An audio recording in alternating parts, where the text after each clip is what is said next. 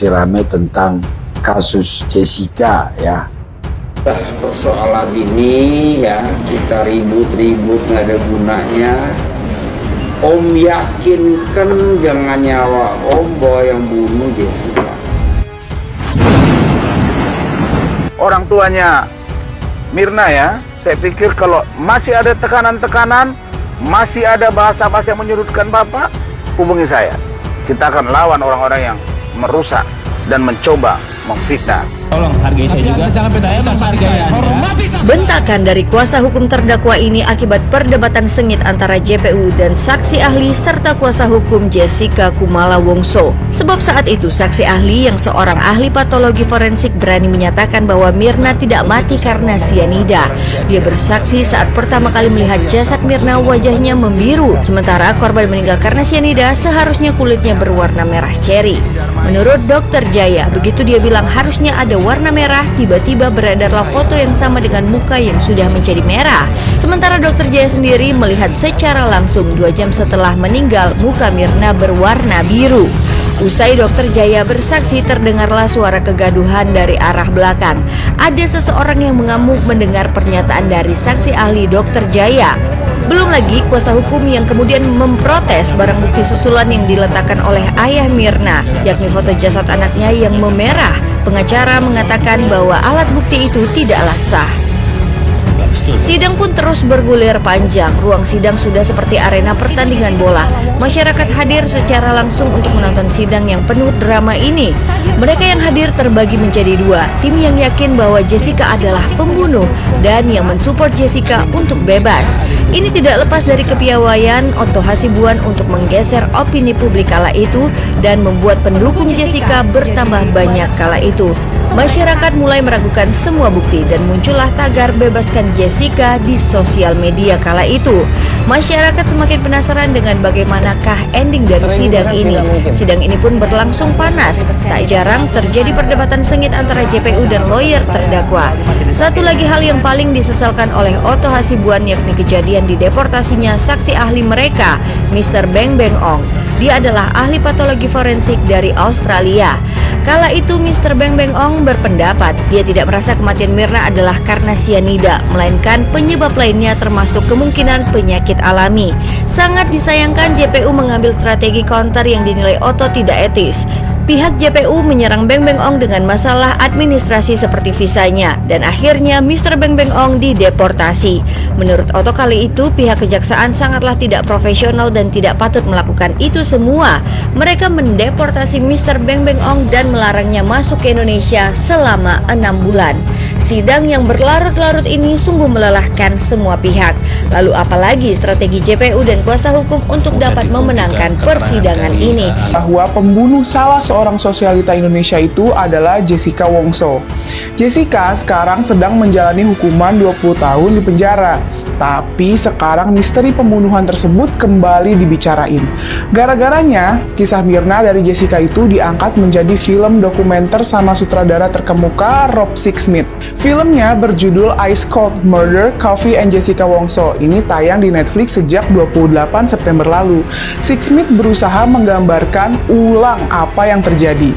Untuk itu, dia ngelakuin wawancara sama Jessica, pengacara Jessica, ayah Mirna, saudara kembar Mirna, dan jurnalis yang mendalami kasus itu. Ada juga wawancara dengan Otto Hasibuan, pengacara yang ngebela Jessica. Kasus pembunuhan Mirna ini terjadi tahun 2016 itu emang menjadi perhatian banyak orang.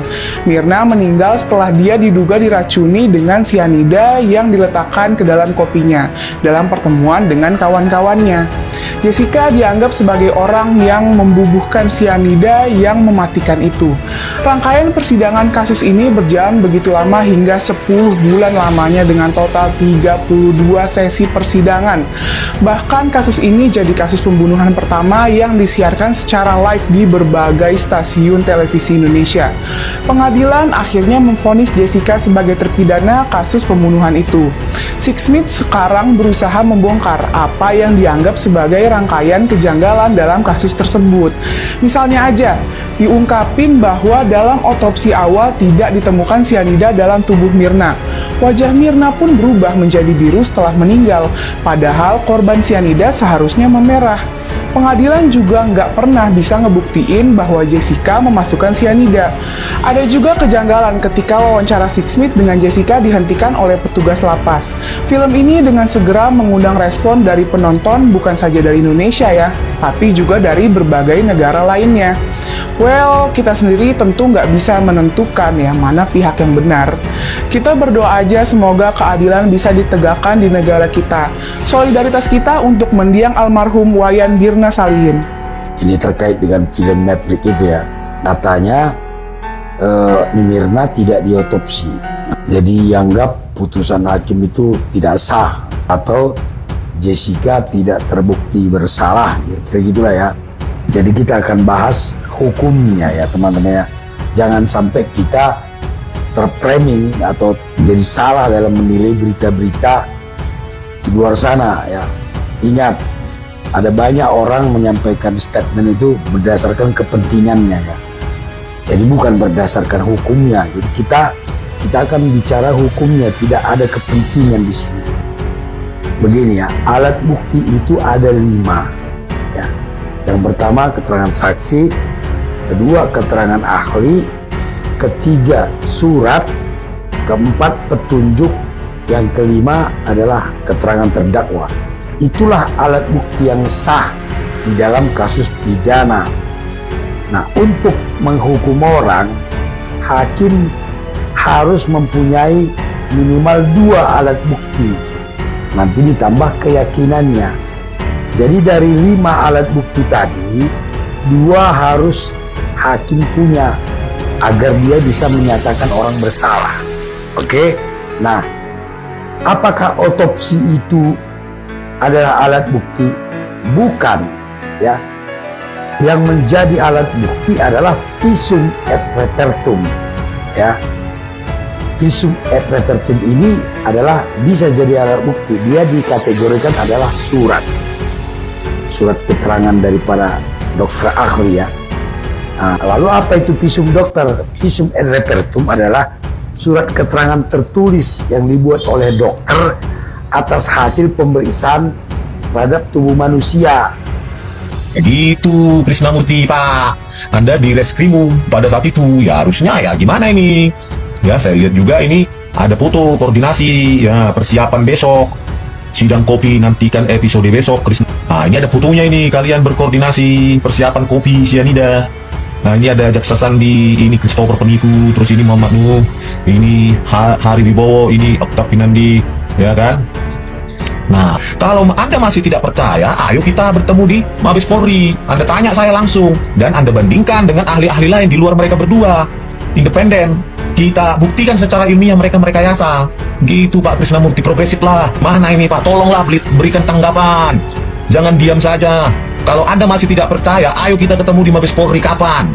Gitu Pak, biar saya buktikan apa saya, argumen ilmiah saya, bandingkan dengan dosen IT di ITB atau UI sana atau yang lain.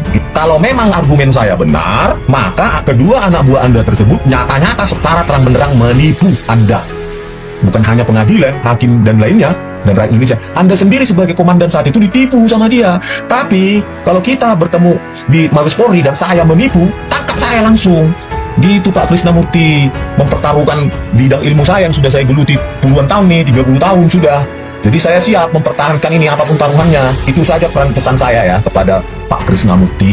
Tolong ya, Jessica Kumala Wongso ini dituntut dengan video yang sudah nyata-nyata terang benderang direkayasa oleh anak buah Anda, Muhammad Nur Al-Azhar itu, dan saksi ahli sipil Christopher Harimandrianto. Dan sampai saat ini mereka pengecut, diam saja entah di mana. Tolonglah Anda, ya, tolonglah bantu ini Jessica ini supaya menemukan keadilannya. Ini kan bangsa Indonesia ini kan bukan punya milik mereka berdua aja, milik kita bersama. Oleh karena itu keadilan yang harus ditegakkan, bukan dengan cara video yang sudah direkayasa Pak Krisnamurti.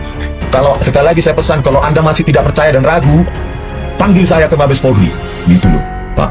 Ya kan, itu cara elegan untuk menyelesaikan masalah keilmiahan seperti ini. Karena saya yakin 1 miliar % dengan keilmuan saya 30 tahun sejak tahun 94 di teknik elektrogen, saya belajar ilmu ini dari seorang Profesor Dr. Adi Susanto. Ya Pak Krisnamurti, pesan saya terakhir, ayolah kita selesaikan ini, jangan dibiarkan lagi seperti ini. Bukti rekayasa video ini sudah sangat brutal mereka lakukan gitu loh, mengaburkan objek-objek sehingga pergerakan itu menjadi abstrak.